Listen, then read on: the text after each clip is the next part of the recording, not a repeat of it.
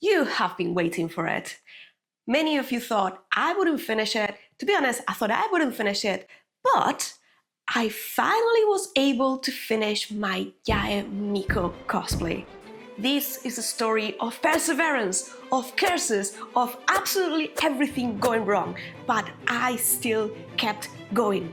But before we start, let me put you into perspective.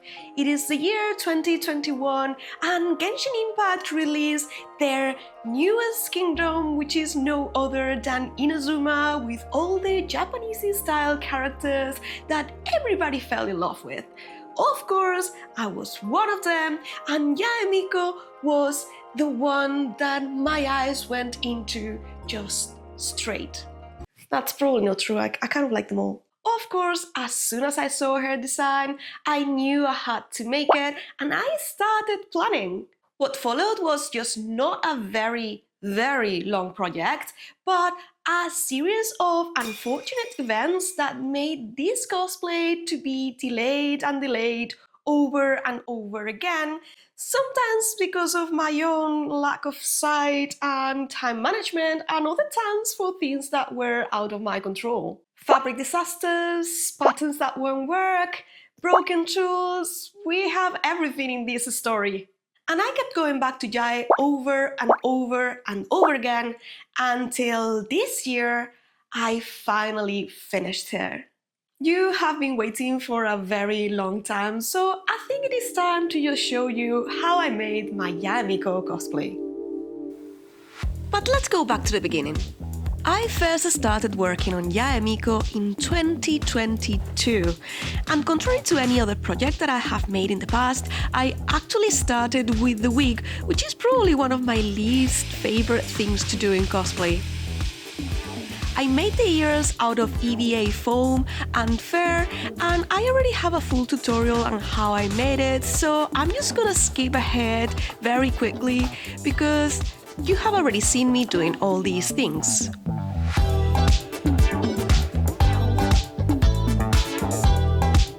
To style the wig, I went old school and did a lot of backcombing and hairspray. And let me tell you, I was very proud of how it turned out for someone who doesn't really like wig styling. This method is still valid and I really like it.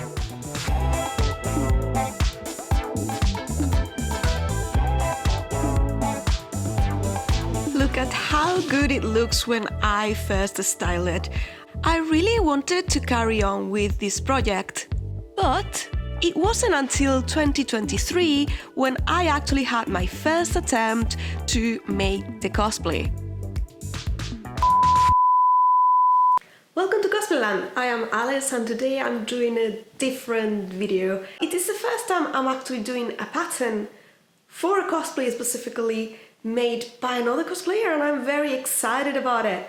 Bambi Lashes, which is the one that made this pattern, made an amazing job with her Yae Miko costume, and she recently put it on Etsy for sale.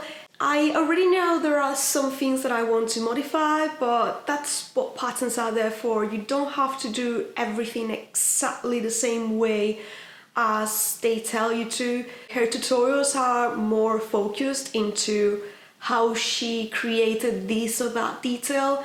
It's more about the material she used and how she used it and all that jazz. I'm just gonna start.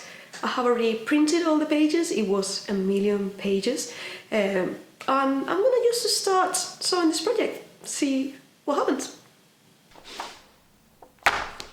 And like that, I just printed the 100 pages of patterns, and soon enough I realized this cosplay was not going to go according to plan, and I may need to do a few more things that I would have liked. Okay, I finished assembling all the pieces, and there's literally like lots of things printed. Like, I mean it a lot. I know this is a very complex build, but there are so many pages. Just for fun, I did the maths, and there's 100 pieces to print, and I haven't printed them all.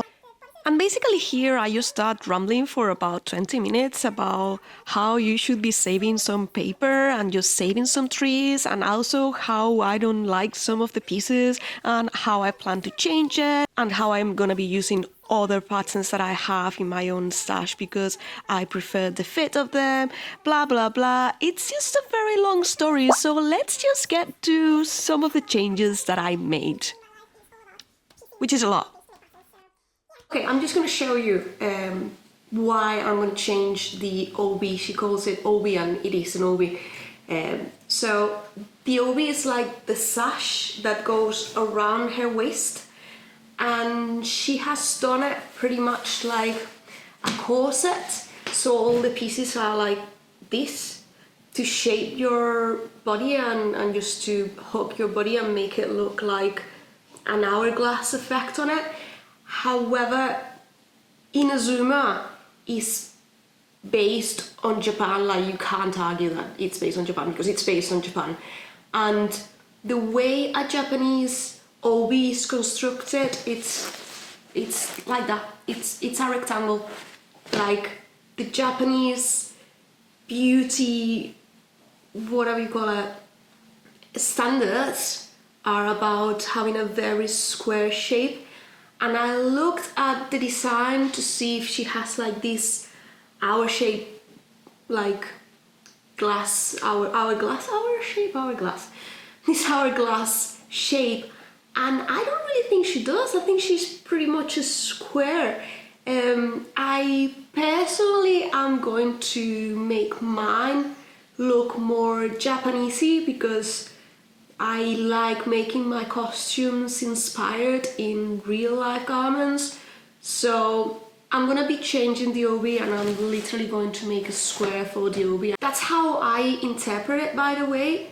The way she does it, it's great. I mean, it's gonna make you look like super good, and it's like a very detailed pattern as well. I don't see why that wouldn't work. And I'm also going to modify a few pieces because I've been looking at them, like, and you can see, like if you just look, for example, at the bow, it has all that shape, that curve over there. I kind of think that she just used a reference picture and she kind of traced over it, and I do that, but she hasn't, we call it truing in sewing, she hasn't trued the lines, so there's something that shape that the bow is making with that curve, that would be the fabric just hanging, in my opinion. I think instead of having it like that, I would have just made a square. Well, that's what I'm gonna make because I'm making an obi. I said this part. I'm not gonna use it as it is. I'm just gonna change it. I'll just change a few pieces and I'll show you afterwards. See what happens. Okay.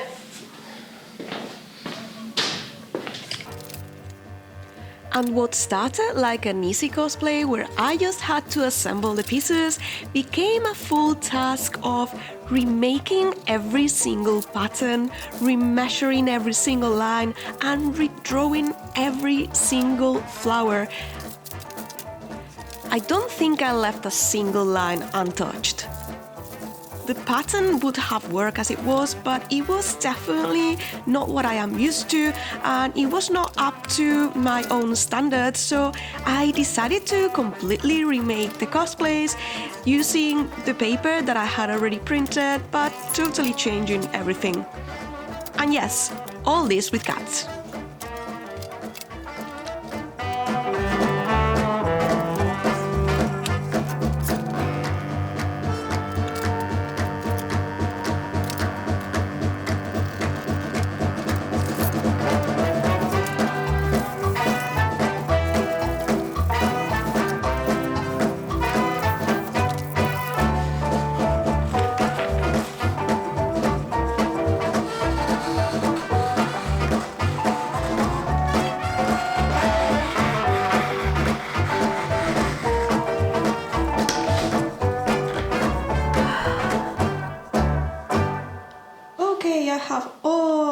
pieces finished. This took way longer than I anticipated, but I think I have it all finished.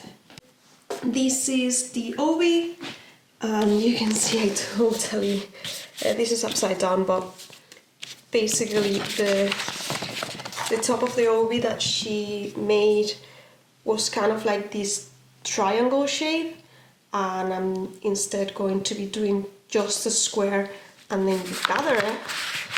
Also the bottom part was super complex, and this little, I used one of the circles on these loops as a base to make them all equal. The ones she had were different, so I made it all being exactly the same, and it's gonna be again just a square with the loops at the bottom. And finally I'm just gonna show you all the paper that is going to the bin because I didn't need it. This is all like the extra paper that I cut away from the patterns, and these are all the pieces that I don't need. This is what I mean, like this is super difficult to sew, and this was supposed to be attached to the white part I'll show you from the sleeve. So yeah, I'm not doing that, that's just too much work. And yeah, basically there were a few pieces in here that I just don't need, or I already had because they were like the double part. So well, this is it for now. I'm now going to just start gathering my fabric and just cut all the pieces for this. I kind of put together all the pieces, like instead of doing a mock-up, sometimes what I do is just like use the paper as the mock-up, so I know if I'm close or far away from it. For example, I had to modify this piece because it didn't sit properly over here. It needs to be a bit longer, I think, because it's just too close to the chest. The sleeve looks good as well.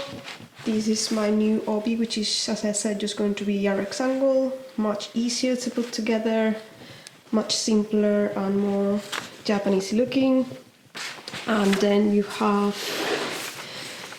the back piece as well. The obi, this is what I meant before.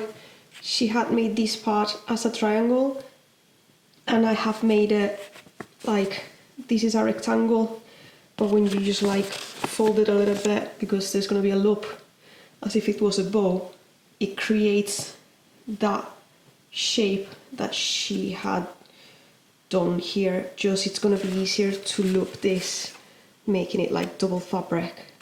But yeah, more or less that's the pattern. I think the lengths are okay, so I'm just gonna grab some fabrics that I've got here, a couple of stretch fabrics. I'm gonna be doing my own bodysuits using my own patterns, and I have this is some satin fabrics that I had in my stash, and that's the only red fabric that I have. It's not satin, but it's a nice cotton, so hopefully that will do. And I have actually also figured out how much fabric I need and how to place the patterns so I don't waste any fabric. And after a lot of hard work, it is finally time to cut some pieces.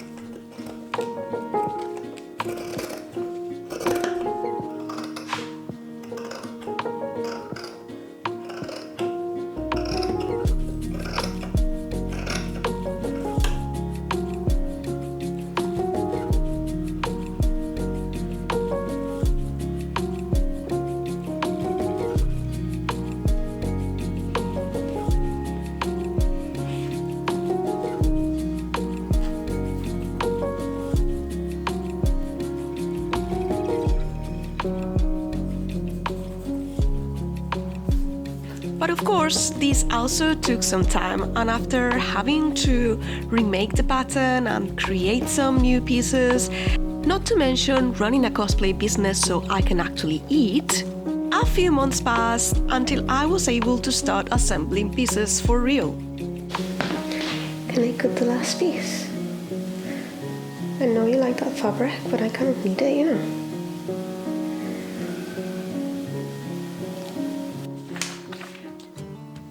And the first piece I actually got to sew for Yae Miko almost 1 year after starting this project was the bodysuit. This pattern is very similar to the one I made for Ganju, with the difference that I added the shorts to the bottom part and I top stitched the details with stretch leather. To be honest, I would probably make it slightly different these days, but I'm still pretty happy with how it turned out.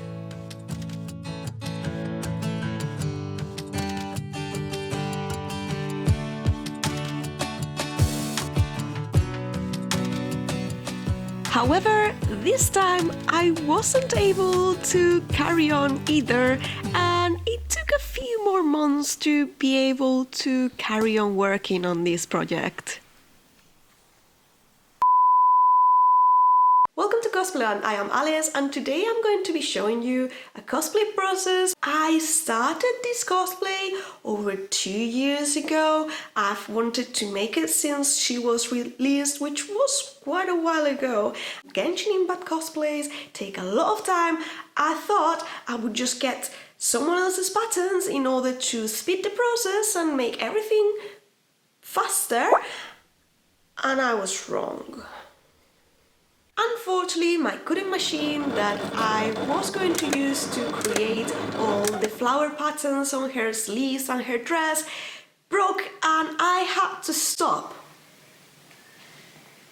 The good news is that after saving money for 6 months, I have been able to buy a new cutting machine which is bigger and better, and I was able to just cut all the flowers and all the motifs on her sleeves and her dress, and I actually have already shown you how to do that on my previous video about heat transfer vinyl, so I recommend you to check that one if you want to see how I actually do all that process, because today I'm going to show you how I actually put together all the pieces.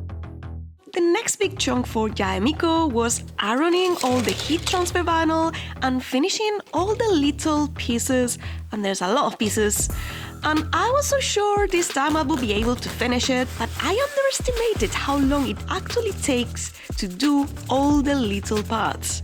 And after 2 months of non-stop sanding, painting and doing little bits, I still only had the one single piece fully assembled and a lot of little unfinished pieces that couldn't even attach the cosplay just yet, because that's the life of a cosplayer, just lots of things undone. Anyway, if you want to see how I made all the transfers for the fabric or how I printed all the details for Yae, I will be linking the full tutorials in the description so you can follow the full process.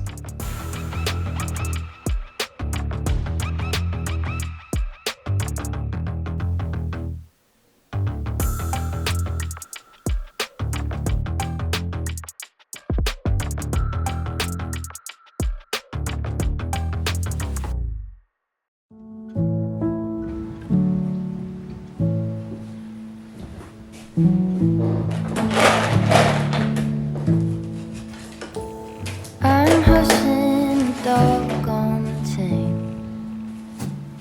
I'm running up stones on the edge of the bank. Rally the troops for another refrain. I sing this softly to myself.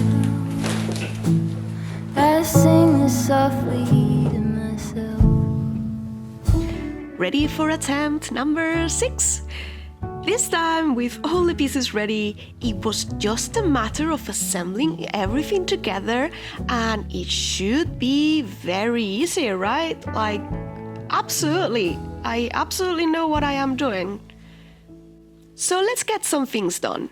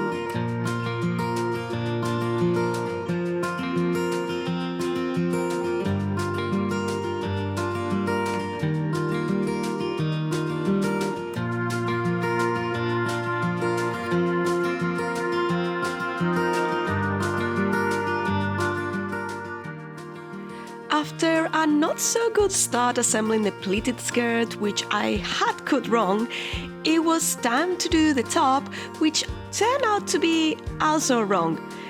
And this is why you make mock-ups, children. If anything goes wrong, you can change it before you cut your nice fabric.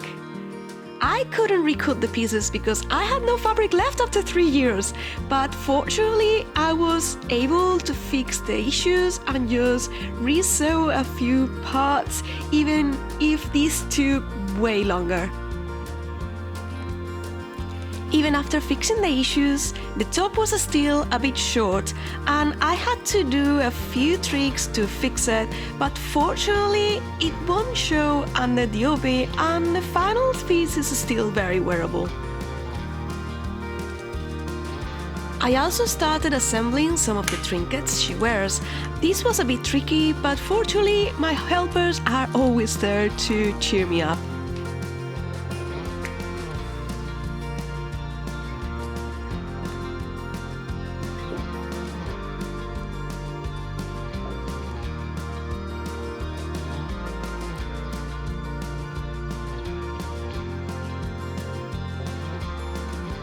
And I decided to hand sew all the edges of all the fabric pieces for a smoother finish because, you have already taken 3 years, why not hand sew everything? That will totally speed the process. That's my cosplay thinking. Don't judge me. And like that, I finished a few more details and assembled the pieces that were ready to go. After a bit of maintenance.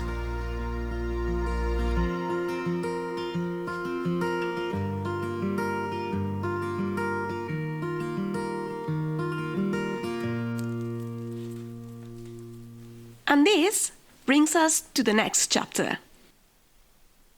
My brilliant sewing machine was very good at most things, but there was one thing it struggled with. It just couldn't do good buttonholes. Yes, my machine couldn't do buttonholes. And if you want to know more about my troubles to find a sewing machine that could do buttonholes and help me finish this cosplay, feel free to watch my latest video. And if you have already watched it, make sure to come back next week when I finally finish my Yae Miko and you get to see me wearing the cosplay. That is, if nothing else goes wrong.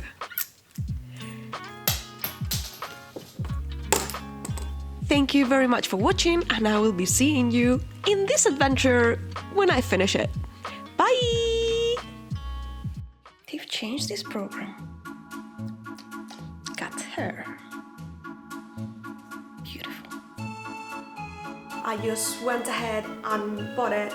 I'm right now... Stop eating the plant. Don't. No. No. She's eating my plants. Just honestly. This cat. That cat. Don't eat the plant. Just don't. Good girl.